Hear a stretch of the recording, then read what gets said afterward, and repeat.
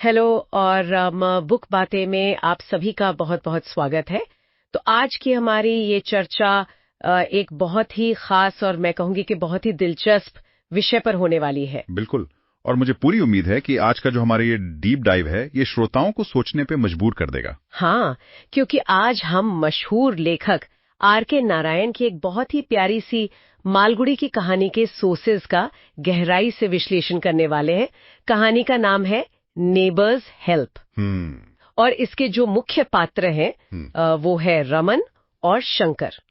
लेकिन मैं यहाँ स्पष्ट कर दूं कि आज हमारा जो मिशन है ना वो सिर्फ एक कहानी सुनाना नहीं है। सही कहा। मतलब हम ये समझने की कोशिश करेंगे कि कैसे इंसानी ईगो यानी हमारा जो अहंकार है वो हमारे रिश्तों के बीच एक अदृश्य दीवार खड़ी कर देता है और कैसे एक छोटी सी मदद की भावना उन बड़ी बड़ी दीवारों को हमेशा के लिए ढा सकती है। बिल्कुल। और देखिए, अगर आप इसे ऊपर से देखेंगे ना तो ये मालगुडी की शांत गलियों की एक बहुत ही साधारण सी घटना लगेगी।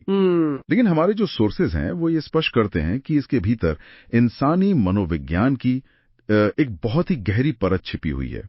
ये असल में हमारे दिमाग के उस तंत्र को दिखाती है जहां हम खुद ही अपने लिए मुश्किलें खड़ी कर लेते हैं। हाँ, और यही बात इसे इतना खास बनाती है। तो चलिए शुरुआत करते हैं रमन और शंकर के अतीत से। हमारे सोर्सेज बताते हैं कि ये दोनों सिर्फ पड़ोसी नहीं थे जी। एक समय था जब ये दोनों बहुत अच्छे दोस्त हुआ करते थे। मतलब साथ में बैठकर चाय पीना, सारे त्योहार साथ में मनाना, एक दूसरे के घर आना जाना और खूब हंसना मजाक करना जो कि बहुत ही आम बात है अच्छे पड़ोसियों के बीच। बिल्कुल। लेकिन फिर कुछ छोटी छोटी गलत फहमियां होनी शुरू हो गईं। और पता है सबसे बुरी बात क्या हुई?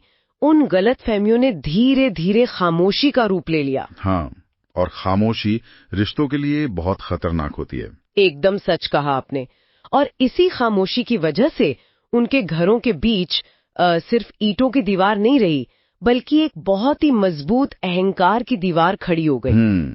ईगो की दीवार। हाँ, मतलब मैं सोच रही थी कि ये बिल्कुल एक साउंड प्रूफ शीशे की तरह है। साउंड प्रूफ शीशा? हाँ, जैसे आप सामने वाले को उस शीशे के पार देख तो सकते हैं लेकिन आप उसकी आवाज नहीं सुन सकते, आप अपनी कोई भी भावना उस तक पहुंचा नहीं सकते। अरे वाह, ये तो बहुत ही सटीक उदाहरण दिया आपने। है ना?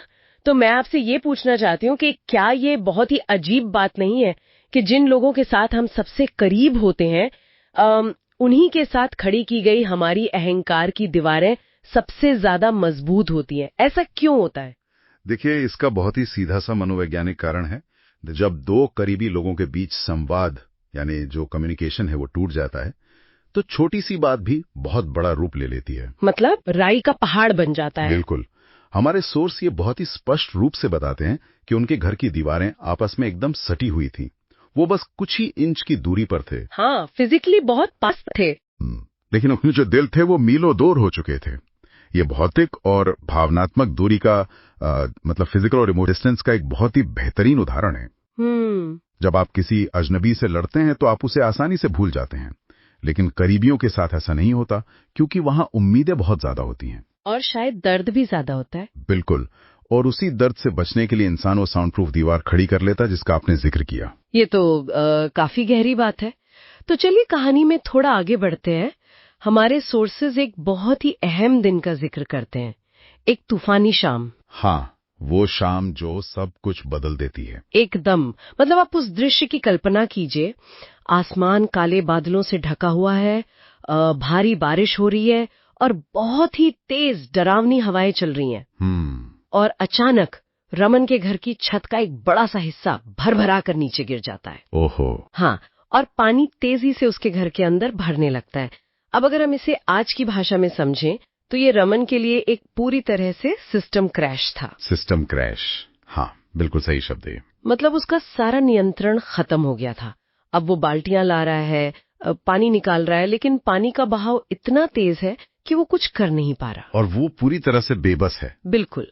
लेकिन ऐसे में भी रमन की सोच क्या है? वो दीवार की तरफ देखता है और सोचता नहीं मैं खुद संभाल लूंगा। हाँ, उसका ईगो उसे रोकता है। वही तो मेरा सवाल ये है कि हम मुसीबत में भी मदद मांगने से क्यों कतराते हैं?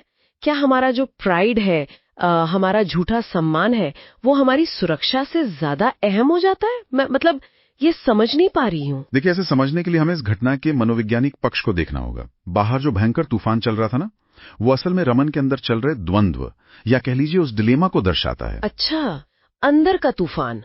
हाँ, एक तरफ उसका घर डूब रहा है और दूसरी तरफ उसका अहंकार उसे कह रहा है कि अगर तुमने मदद मांगी तो तुम छोटे हो जाओगे। मतलब वो अपनी ही बनाई हुई झूठी कहानी से लड़ रहा था। एकदम सही। लेकिन जैसे जैसे पानी का स्तर घर में बढ़ता है ना, वैसे वैसे उसका अहंकार भी हारने लगता है, क्योंकि अब तो जान पर बनाई है। बिल्कुल। और सोर्सेज इस बात पर बहुत जोर देते हैं कि कभी कभी कुदरत हमें जानबूझकर ऐसी बेबसी में डाल देती है। अच्छा। ताकि हम सुधर सकें। हाँ। ताकि हम अपनी बनाई हुई उन झूठी सीमाओं से बाहर आ सकें। जब तक सिस्टम पूरी तरह से क्रैश नहीं होता ना, तब तक इंसान रीबूट करने के बारे में सोचता ही नहीं है। अरे वाह, ये रीबूट वाला कॉन्सेप्ट बहुत अच्छा है। तो जब पानी बहुत ज्यादा बढ़ जाता है और रमन के पास कोई और रास्ता नहीं बचता, तब आता है इस कहानी का सबसे बड़ा टर्निंग पॉइंट। निर्णायक पल, दस्तक देने का पल। हाँ, वो हिचकिचाहट भरा कदम। हमारे सोर्सेज में एक बहुत ही खूबसूरत लाइन है कि हर दस्तक पिछली दस्तक से ज्यादा भारी महसूस हो रही थी। क्योंकि वो सिर्फ दरवाजा नहीं खटखटा रहा था, वो अपने सालों पुराने ईगो को तोड़ रहा था। और जब दरवाजा खुलता है तो दोनों आदमी बरसों बाद आमने सामने खड़े होते हैं, एक बहुत ही असहज खामोशी के साथ। हाँ, मतलब मैं सोचती हूँ तो मुझे भी अजीब लगता है कितनी भारी और ऑकवर्ड खामोशी रही होगी वो। बिल्कुल। लेकिन तभी कुछ ऐसा होता है जिसकी उम्मीद शायद रमन ने भी नहीं की होगी। रमन के कुछ भी बोलने से पहले ही शंकर कहता है कि मैं सब देख रहा था, चलो साथ में ठीक करते हैं। ये वाक्य बहुत ताकतवर है ना? तो मुझे बताइए कि ये वाक्य असल में रिश्तों के बारे में क्या साबित करता है? ये साबित करता है कि सच्ची इंसानियत अहंकार से बहुत ऊपर होती है। अब देखिए कि शंकर के जवाब में कोई गुस्सा नहीं था, कोई ताना नहीं था। हाँ, उसने ये नहीं कहा, कह रहे आ गए मेरे दरवाजे पर। बिल्कुल नहीं। उसने कोई शर्त नहीं रखी, कोई पुराना हिसाब नहीं मांगा। उसके मन में सिर्फ और सिर्फ मदद करने की भावना थी, जो कि बहुत ही निस्वार्थ भावना थी। हाँ, और सोर्सेज ये बहुत गहराई से समझाते हैं कि जब वो दोनों उस भारी बारिश में एक साथ काम कर रहे थे ना, छत की मरम्मत कर रहे थे, तो असल में वो ईंटों के दीवार या छत नहीं जोड़ रहे थे, बल्कि वो अपने रिश्ते को जोड़ रहे थे। बिल्कुल। और जो दीवार टूट रही थी वो ईंटों की नहीं, बल्कि उनके बीच की वो अदृश्य अहंकार की दीवार थी। मतलब उनका एक साथ काम करना ही उस दीवार को गिराने के लिए काफी था। हाँ, क्योंकि शारीरिक श्रम और साझा लक्ष्य आपको वर्तमान में ला खड़ा करते हैं। पुरानी कड़वाहट के लिए वहां कोई जगह बचती ही नहीं है। ये तो बहुत ही प्यारी बात कही आपने, और ये बात कहानी के अगले हिस्से में पूरी तरह से सच साबित होती है। नई सुबह का दृश्य। हाँ, जब हम अगले दिन सुबह का दृश्य देखते हैं, तूफान अब पूरी तरह से शांत हो चुका है और बहुत ही खूबसूरत खिली हुई धूप निकली है, जो एक नई शुरुआत का प्रतीक है। एकदम। और रमन बाहर आता है और बरसों बाद वो मुस्कुराता है और उसे देखकर शंकर भी वापस मुस्कुरा देता है, बिना कुछ कहे। हाँ, बिना एक भी शब्द बोले। कोई लंबी चौड़ी माफी नहीं, कोई एक्सप्लेनेशन नहीं।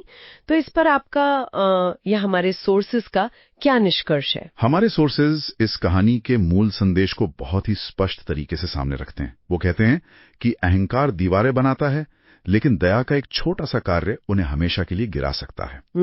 दया और करुणा। जी। और सोर्स में एक और बहुत ही महत्वपूर्ण बात कही गई है कि मदद माफी से ज्यादा जोर से बोलती है। Help speaks louder than an apologies. बिल्कुल। बिना कुछ कहे सिर्फ एक दूसरे का साथ देने से और मिलकर काम करने से वो सालों की जो कड़वाहट थी वो पूरी तरह से धुल गई। मैं इस बात से पूरी तरह सहमत हूँ, क्योंकि मुझे लगता है कि हमारी असली दुनिया में भी ना बड़े बड़े शब्दों या औपचारिक माफी से कहीं ज्यादा असरदार होता है आपका काम और आपसी सहयोग। हाँ, क्योंकि शब्द झूठे हो सकते हैं, लेकिन आपका काम और आपकी मदद कभी झूठी नहीं हो सकती। बिल्कुल सही कहा आपने।